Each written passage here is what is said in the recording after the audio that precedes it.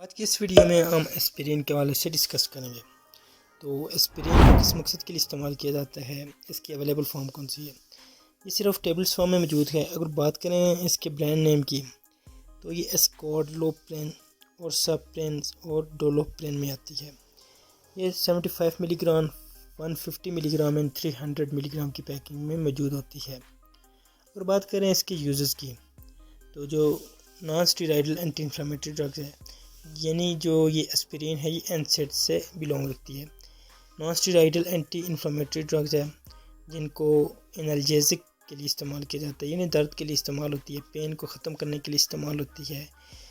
اس کے علاوہ یہ اینٹیپائریٹک، بخار کو ختم کرنے کے لیے استعمال ہوتی ہے، اینٹی تھرومبوٹک ایکٹیویٹیز کو ختم کرتی ہے۔ This medicine is use to treat mild to moderate pain.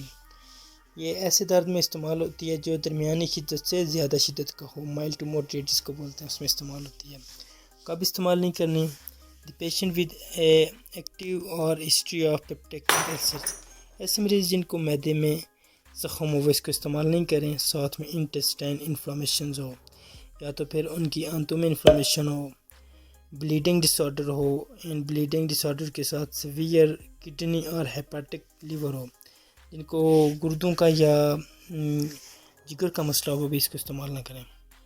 Pregnancy میں یہ سیف نہیں ہے، نو سیفر الٹرنیٹیوز اویلیبل، پریگننسی میں آپ اس کو استعمال نہ کریں۔ تو اگر اس کا آپ کو الٹرنیٹو موجود ہو تو بریسٹ فیڈنگ میں اس کا یہ ہے the effect of this medicines in under in nursing female. تو اگر آپ کو یہ بریسٹ فیڈنگ ہے تو آپ ڈاکٹر کی ایڈوائس پر اس کو استعمال کریں۔ تو یہ تھی انفارمیشن جو کہ اسپرین کے حوالے سے تھی۔